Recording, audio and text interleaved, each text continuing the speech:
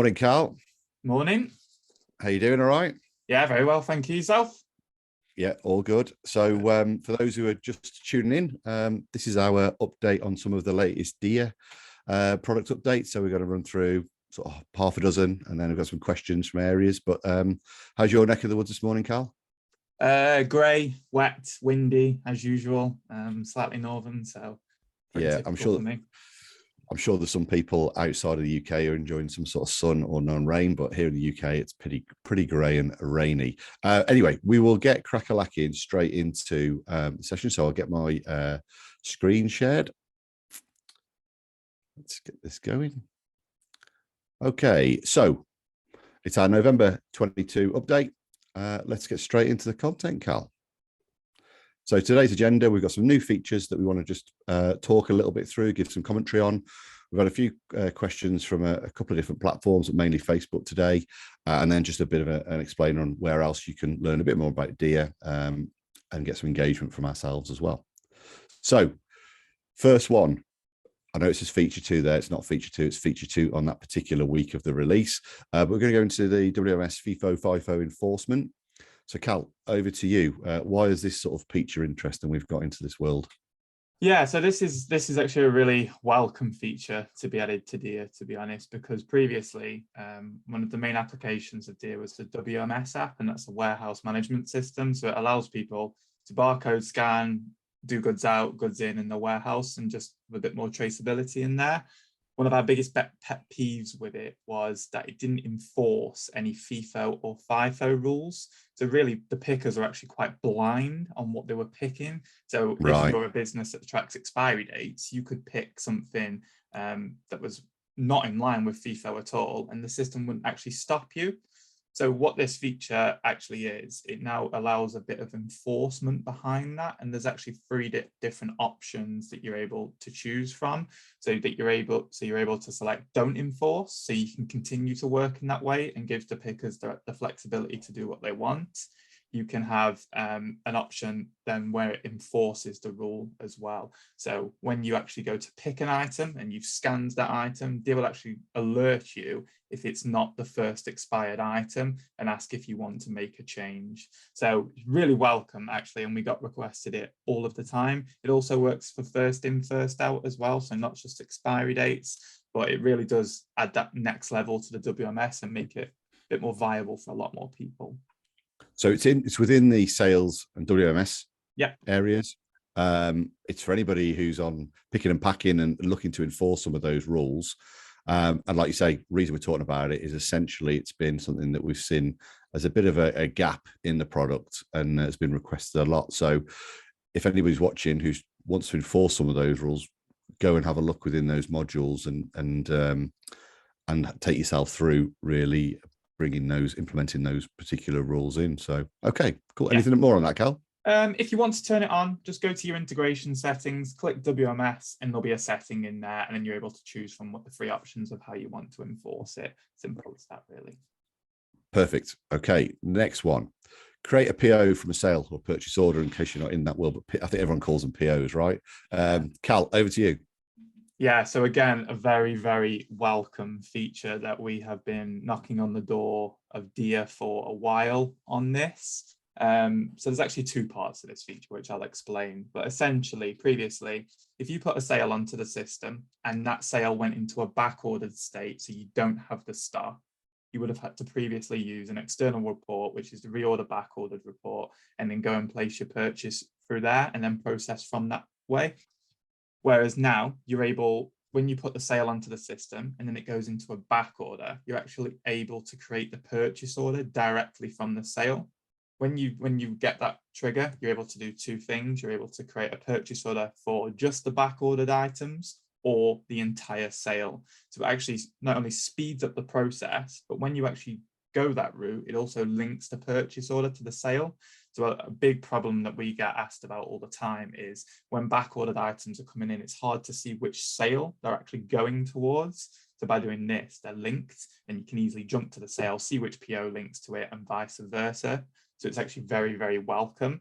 Now, a feature that we haven't put on here that's also being brought out is that button is not only available for back ordered items now, it's actually available all of the time.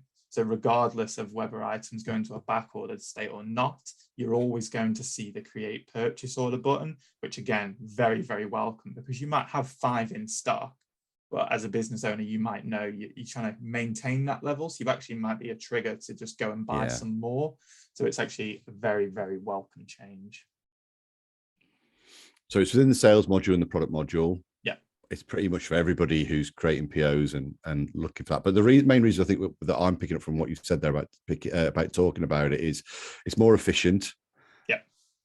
A lot more traceable in terms of that linkage, and then also the visibility of it now is a lot better. So those are probably the 3 keys. Anything else I've missed there that we should be talking about with it? Echoing what you've just said there, it just avoids going to different screens, because you're processing the whole transaction, well, not the whole transaction, but you get everything done in one place, and then you just go into the PO. Whereas previously you'd had to come out, go to a different report, generate that report, then click reorder. While that way was great and it was actually really efficient at the time, this is just a big improvement. One of Dia's strongest areas has always been like back orders and purchase orders, so this just makes it even stronger. Cool. Okay. We're all after less clicks, aren't we? And less screens. So makes sense. Okay. Production work center color coding. Part of the advanced manufacturing area. We're doing quite a lot in this space at the moment with existing clients and new clients. So I'll let you talk through this, Cal. Yeah, so again, this is actually quite a welcome change, to be honest. And essentially what this allows you to do is it allows you to color code all of your different work centers that you've got set up in the system. So if you're a manufacturing business or a production business and you're using the production BOM in Dia, you'll be familiar with the term work center. And a work center is essentially a sublocation of where you're carrying out an operation. Previously, if you were to look at your schedule, it's just a very mundane view of all your operations, and it's not quite clear what's different. So what this allows you to do is just color code those. And when you pull up your scheduler, you might be able to see a bunch of red operations, and you know that's at the assembly location. And you might see a bunch of blue orders, and that would be at the kitting location. So it just allows a bit of differentiation between those operations. And as we've seen a lot of clients that we've had coming from other systems, they do actually request this feature because it is available in other platforms. And again, some people are quite visual, so having that differentiation of what's different can be a much clearer view for people to see.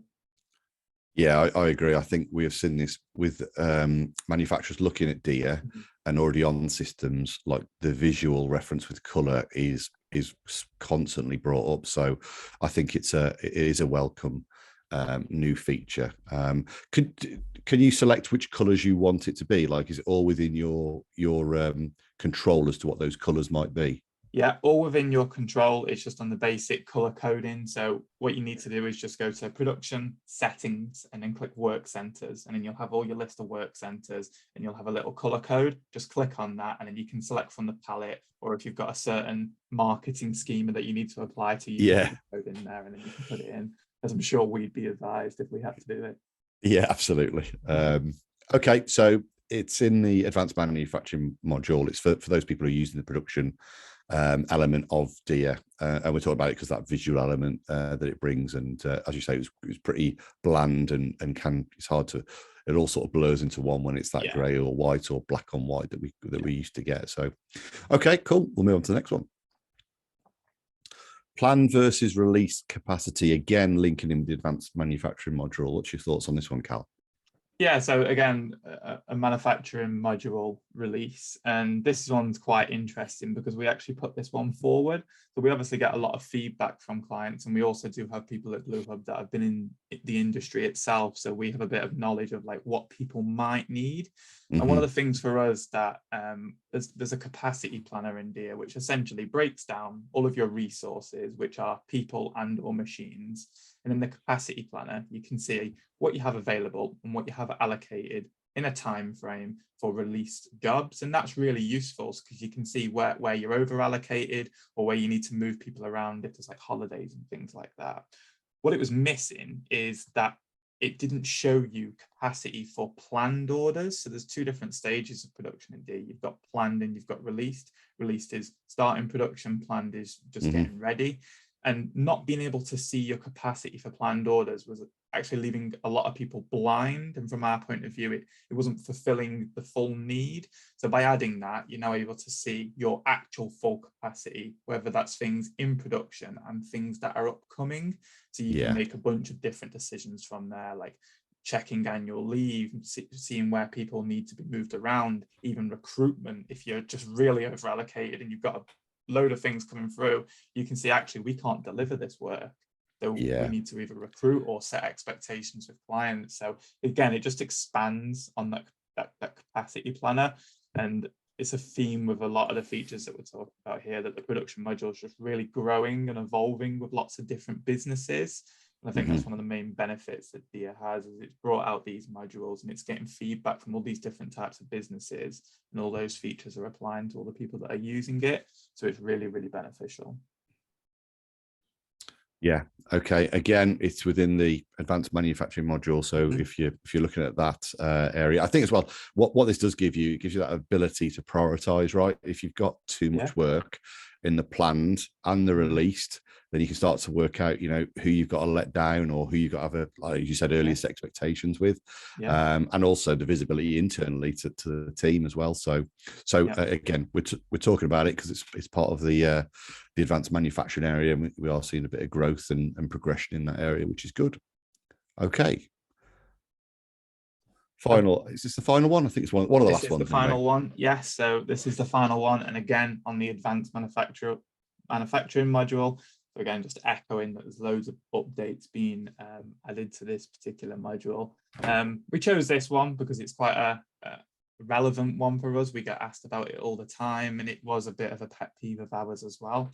So previously, when you put a production order into the system and you authorized it and you released it or whatever it may be, it would lock your required by date, and your required by date is essentially when it's going to be finished by, or it could be when the customer's actually asked it for it.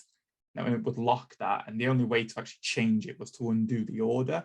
But by undoing the order, you lose your capacity allocation, you lose your stock allocation. So if that could actually cause issues, if someone was putting an order on at the same time, they could actually steal your stock. So it was actually really prone to error. And being realistic, you need to change those dates because, you know, materials might be delayed, especially in the current climate. Client might change their minds. There's loads of different reasons. So essentially, very straightforward change. You can now change that required by date and update it to be real. It won't affect your scheduling and it won't automatically replan things. So you will need to do it yourself. But in your actual production schedule, the required by date will change and you'll be able to have that full visibility.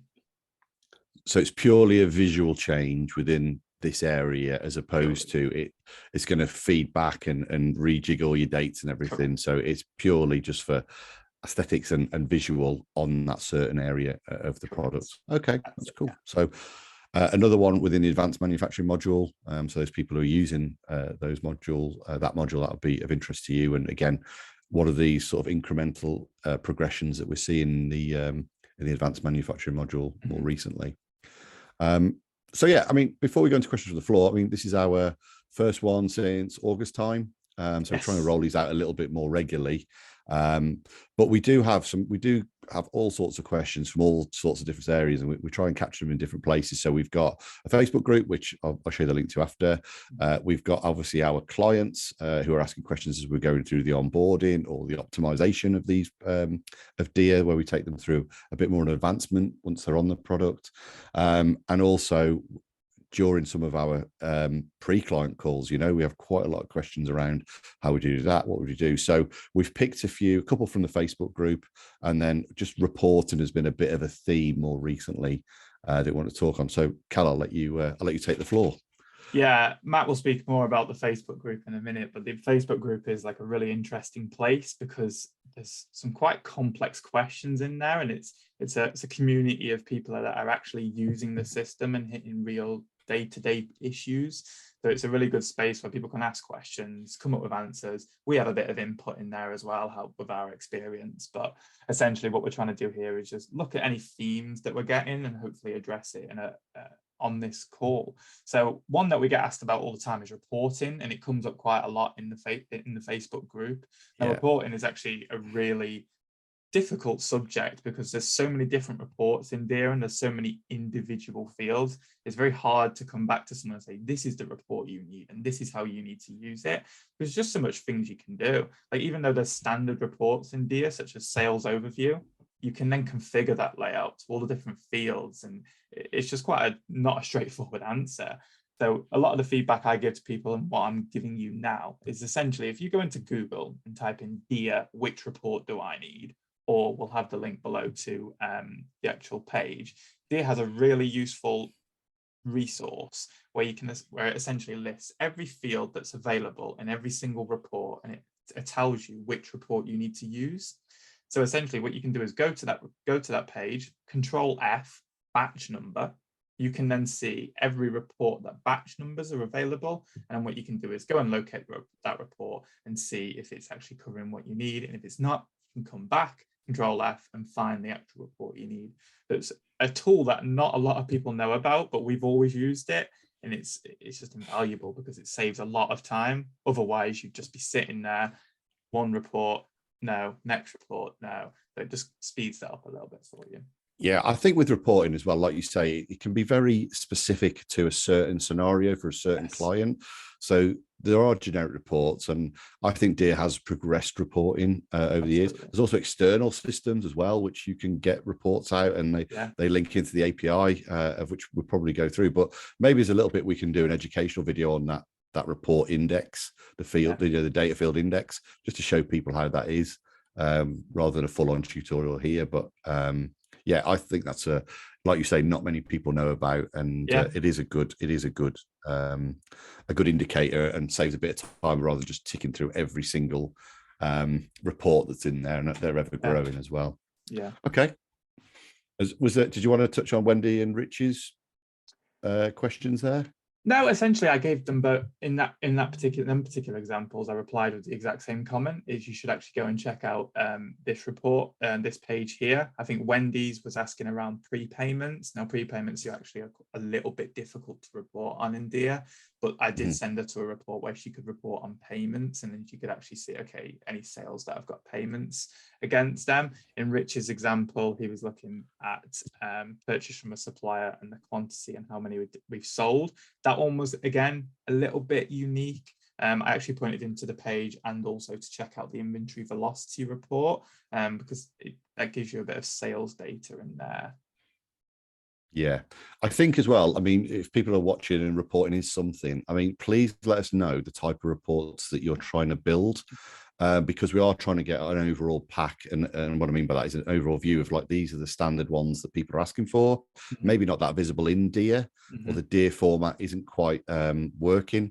And we are looking at how we can maybe in 2023 maybe build out some of those reporting packs to make them available to people. So if reporting is something that you listen to this and reporting is a bit of a bugbear, or you've got some certain scenarios what you could do with seeing, if you can send us a bit of a brief, maybe the frequency you need it, what's been close to it in DEER but not quite, we could build that into our process around how we improve reporting packs for people using DEER. So yeah, please get them to us if you do have those.